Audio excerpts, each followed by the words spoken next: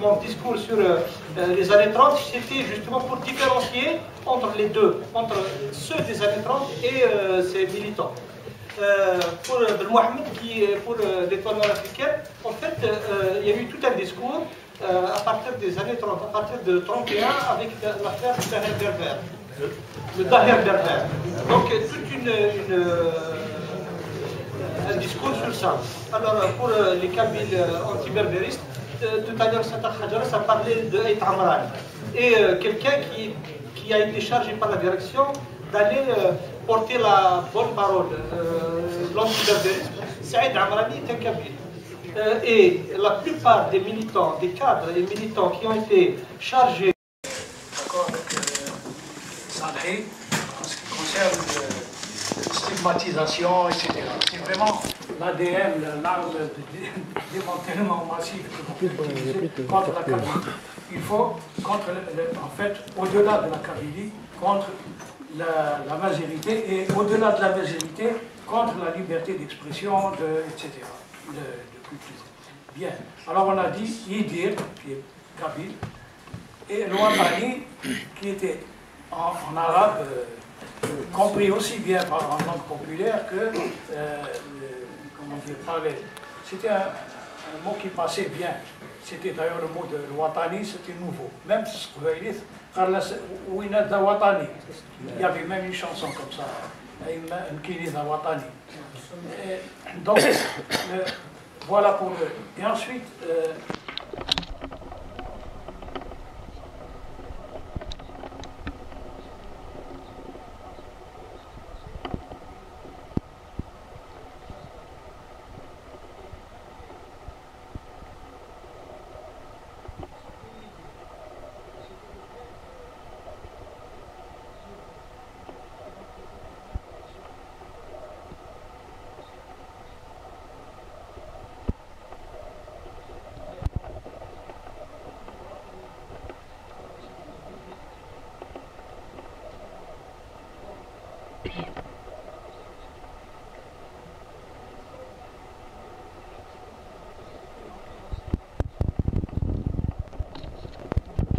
sur la construction nationale plurielle.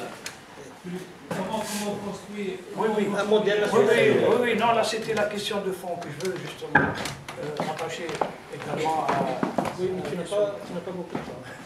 Eh bien oui, je ne suis pas responsable des questions qui m'ont été posées. Non, mais il y avait un point de détail. Ah oui, les Kabyles. Est-ce que les Kabyles peuvent condamner la majorité, la berbérité? Alors, oui, tu as rappelé le cas de Saïd Amrani, du capitaine Sadaqla, de Rajef Belkacem, qui, à part ça, il faut lui rendre justice, il a été assez nuancé. Il a préparé les commandos qui ont matraqué pour régler la question politique, mais en même temps, dans son rapport, il a souligné qu'il y avait un mépris des intellectuels, etc., et que ça pouvait être une des raisons également qui ont créé la crise.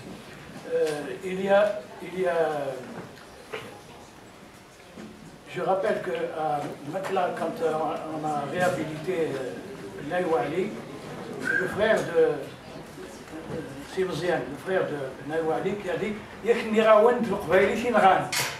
parce qu'il y avait dans la salle montée, c'était une salle immense, la halle de marché de Metla, il y avait un anti-arabisme qui commençait à monter, alors que c'était bien commencé.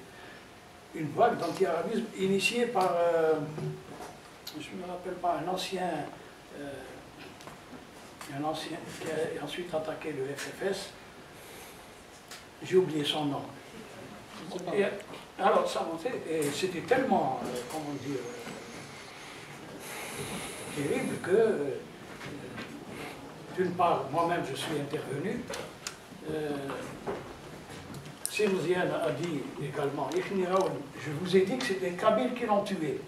Et ça nous apprend rien, parce que pendant la guerre de libération également, ce sont des Kabyles qui ont tué des Kabyles. Et ensuite, à propos même d'une façon plus raffinée, plus élaborée, on peut comprendre qu'il y ait comment dire, un angle de vue qui a fait que des gens dans l'étoile nord-africaine, au nom de l'unité nationale, ils se sont trompés en pensant que la majorité pouvait être un risque de division. D'ailleurs, ça peut être un risque de division, comme ça peut être un risque unificateur. Tout dépend du contenu, c'est à ça que je voulais en venir. Tout dépend du contenu. Lorsque Mohamed a sorti la colonie oubliée, qui a critiqué en laissant planer le soupçon de berbérisme? Il y avait Amal Ouzgan, Sherif Sahli et voilà. Donc il faut bien être attentif à la complexité des choses, le contexte dans lequel ça se produit.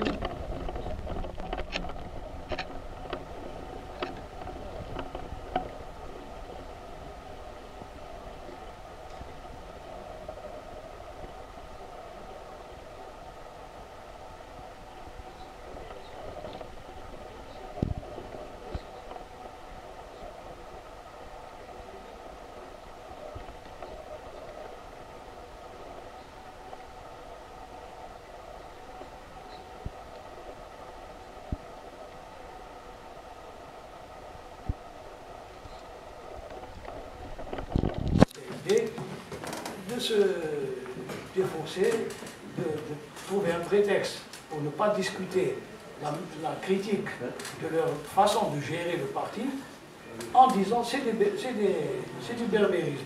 Et au-delà de ça, il y avait le problème fondamental, que c'est là-dessus que je voulais intervenir tout à l'heure, mais enfin, ça servira pour une autre fois. Il y avait la stratégie, il y avait une doctrine à mettre sur pied. Et le MTD n'en avait pas, le PPA n'en avait pas à ce moment-là. C'était du bricolage. Donc il laissait la porte ouverte à toutes sortes de conceptions identitaristes, fallacieuses. Et il fallait mettre les identités, c'est quelque chose d'extrêmement important. C'est très mobilisateur, mais comme a dit Amin Malouf, ça peut être des identités meurtrières. Notre Jean-François Paillard a dit les illusions identitaires. Donc, tout le problème, il ne faut ne pas tomber dans ce piège et il faut revenir absolument au contenu. Et alors, je pense que ce qui fera la force de la revendication culturelle amazigh, tout comme la force de la revendication culturelle de l'arabe populaire, et aussi de l'approche, une meilleure approche de l'arabe classique, c'est que ça s'intègre dans un mouvement démocratique et dans un mouvement régulier. Je pense que le mouvement culturel amazigh peut se développer avec une grande force. D'abord, sa propre dynamique, et c'est là que la création n'a pas besoin d'attendre l'officialisation, production, parce que si on avait écouté le feu vert officiel, par exemple, n'aurait pas produit le terrorisme ni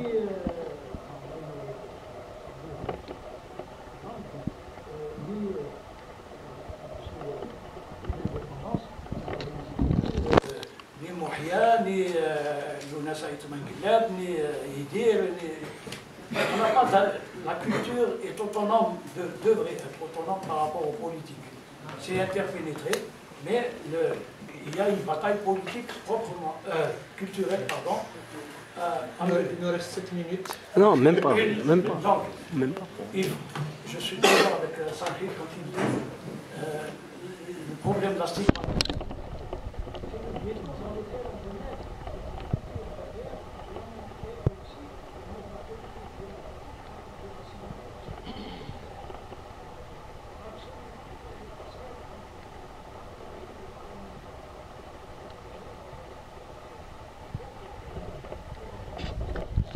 Démocratique en Algérie. Mais ils sont arabophones. Mais ils sont dévoyés. Je veux dire, il y a une intense, enfin, vous le savez très bien, une intense. Voilà. Merci. Donc, et le social, je voulais, le dernier mot, le social, c'est un des moyens les plus puissants pour faire les passerelles. Voilà. Et il faut s'attaquer à ce problème-là.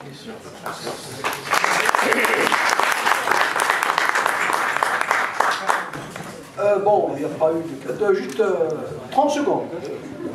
Compléter pour Mohamed. Hein. Oui, j'ai été un peu expéditif, mais en fait, il y a des indices. Je peux t'en rappeler 2 autres dans la vie. Je me souviens, en fameuse postulaire qu'on a joué d'Akin, on a signé la Kabylie, ça a drainé du monde. La première en 1974, la fameuse pétition. Et dernier point, à propos de l'État africain, le premier président, il s'appelle Jeffer Mohamed, il est de mon village. Exactement. Et nous sommes en train de faire des recherches pour le réhabiliter. Pendant 2 années, il était le premier président de l'État africain, avant Messali. On peut remonter à l'histoire antique.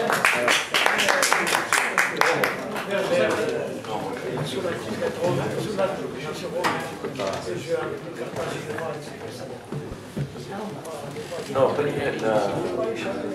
la personne qui m'a posé la question sur la différence entre Béjaïa, Tizi Ouzou, oui, il y a une différence évidente. Il y a eu même une différence évidente avec, par exemple, le sud du Djurdjura, Bouira, qui se présentait autrement. Il y a une différence avec la mobilisation telle qu'elle apparaissait dans des localités qui sont à l'ouest, etc. Bon, à mon avis, il y a énormément d'éléments empiriques sur lesquels il faut se fonder pour voir comment ici on élabore de cette façon-là, alors qu'ailleurs, bon, on est sur autre chose. Béjaïa était clairement au départ, très clairement au départ, sur une coordination qui avait des capacités de traduction un peu des revendications, etc., mais des traductions, termes politiques, sociales, etc. Clairement, c'était parti là-dessus. Je pense que c'est qu'une fois que le comité populaire, je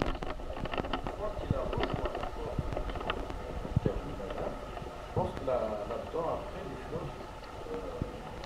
les choses n'ont pas marché. Le choc a eu lieu entre, d'une part, une tendance un peu qui a convoqué et manipulé, à mon avis, la tradition, sans dénier d'ailleurs à des acteurs qui ont fonctionné comme ça, sans dénier, si vous voulez, la part qu'ils ont pris dans la contestation. C'est pas ça le problème. Mais le problème, nous avons un devoir, et à mon avis, notamment en tant qu'universitaire, en tant qu'intellectuel, nous avons le devoir d'essayer de comprendre, de rendre raison d'événements, et de ne pas être simplement dans cette espèce de commémoration, de folklorisation, de c'est bon, voilà, et de la mythification. Et moi, je crois que si sur des questions aussi importantes, si on retombe là-dedans, il faut se la fermer après par rapport à autre chose. Excusez-moi, c'est un peu ce que je veux dire. On ne peut pas passer je ne sais pas combien de temps à dire, bon voilà, l'histoire est confisquée, l'histoire officielle, on nous fabrique des trucs, etc. Et que de l'autre côté, on se fabrique nous-mêmes des... Bon, donc voilà, voilà à mon avis la chose. Maintenant, je crois qu'il y a une chose qui est importante, moi, peut-être en guise de conclusion. Je pense qu'aujourd'hui, cette question se pose de façon tout à fait différente que la manière dont elle a été posée, par exemple, dans les années 80. Moi, je dis qu'il y a des avancées. Il y a des avancées sensibles. Il faut les remettre dans un segment de temps. C'est évident que ce que vivent, par exemple, mes enfants aujourd'hui, par rapport à ça, c'est pas ce que je vivais. Mes enfants ont eu la possibilité d'apprendre à l'école cette langue, de l'écrire. Je n'ai pas eu cette possibilité. Moi, je pense qu'il y a une avancée. Bon, sa constitutionnalisation comme langue nationale, peut-être que c'est insuffisant, mais c'est une avancée considérable. Je crois que maintenant, il aurait fallu faire le point de façon statistique sur l'enseignement. Mais pour l'enseignement aussi, je crois qu'il y a des avancées. Il y a des avancées dans le sens où il y a beaucoup de collégiens et de lycéens, pas suffisamment certainement, mais beaucoup arrivent tout de même à accéder à l'enseignement de cette langue. C'est certainement pas suffisant, mais bon, c'est pour ça que je dis, bon, il faut, c'est le siècle, le 21e siècle, c'est le siècle, à mon avis, de la construction, de la conquête encore davantage, si vous voulez, d'avance. Voilà mon avis. Merci pour ce débat surtout dépassionné, et constructif donc. Et je remercie l'ACDA qui nous a invités et je remercie l'assistance et je laisse Hamad continuer. Merci beaucoup pour votre patience. Il nous manque beaucoup de temps parce qu'il y a tellement d'impensés de choses. Alors, ce que nous pouvons vous dire déjà, nous allons vous proposer beaucoup de débats au cours de l'année seulement sur cette question. Nous allons prendre le temps de visiter toutes les facettes de cette question. Donc, laissez-nous vos mails, vos coordonnées, et on va bâtir, parce qu'on se rend compte dans ces rencontres, il y a beaucoup d'impensés, il y a beaucoup de choses à mettre en perspective, il y a beaucoup de choses à dire, et nous allons, on vous promet qu'on ne va pas s'arrêter là. C'est l'acte 1 de la réflexion.